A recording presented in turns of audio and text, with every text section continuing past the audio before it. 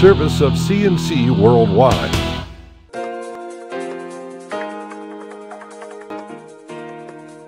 The Daily is a service of CNC and Jib Jab Greetings. I'm Bud Lowell. Your full AccuWeather forecast is always on top here on your CNC local pages. Monroe County Republicans who voted in Tuesday's New York presidential primary went for Mitt Romney by large percentages. Not large numbers, as voter turnout was very low. Fewer than 5% of registered Republicans in the county had been to the polls by the evening check. Parts of 4 congressional districts cover Monroe County. In each of them, more than half the primary vote was for frontrunner Mitt Romney.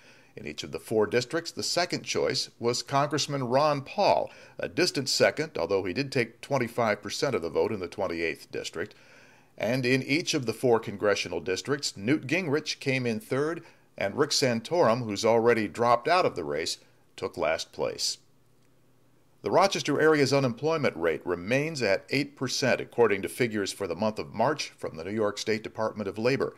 The Labor Department figures put the Rochester jobless rate last month at an even 8%, slightly higher than the 7.9% reported a year ago. These figures cover the entire 5-county region around the city of Rochester. Joblessness in the region has been at 8% or higher for the first 3 months of 2012. Last year, it was at 8% or more in January and February, and then it dropped from March through December. The State Labor Department says 42,100 people who wanted to work in the area last month couldn't find a job, slightly worse than the 40,700 unemployed a year ago. That shows the pace of new job creation in the area isn't quite keeping ahead of the other jobs being lost. Speaking of hires, the Rochester Board of Education has named interim school superintendent Bulgan Vargas as its choice for Rochester Superintendent of Schools. Board President Malik Evans said contract talks will be held with Dr. Vargas this week, and that Vargas has demonstrated he is best for the job by his performance as interim superintendent over the past year. And I will tell you that he has built many bridges during his last year here with the district, not only with the board and the superintendent's office, but also with the superintendent's office and the larger community and the school community. And if we're going to continue to move our district forward, it is important that we continue to build bridges and strengthen the bridges that we've started to build this last year. The board meets on Thursday to consider approving the contract and formally offering Vargas the job. Vargas cited achieving a teacher contract that met state guidelines and opening all city schools while still closing a budget deficit as achievements showing that he's up to the job. We do have challenge, but challenge we are going to turn each one of them into an opportunity. I think that we have demonstrated that our budget is a clear example of how you turn a difficult situation into a positive one. Vargas was one of 2 finalists for the superintendent's job, along with Andre Spencer of the Houston Independent School District.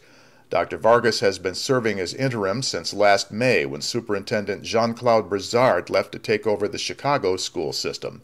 Rochester Mayor Tom Richards issued a statement saying he's pleased the Rochester City School Board will name Dr. Vargas to be the city's next superintendent.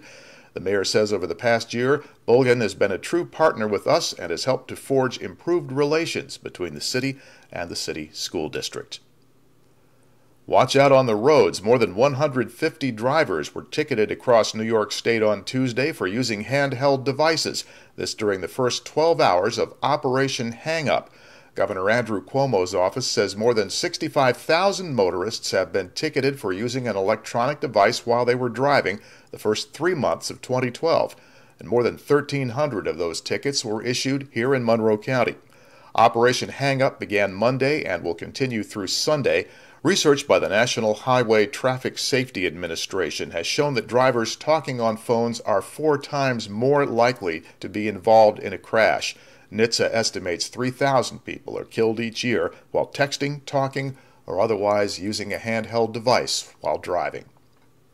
To the left of this window are links to more information on these and other stories. Next news as it happens, updates when necessary. I'm Bud Lowell, CNC News.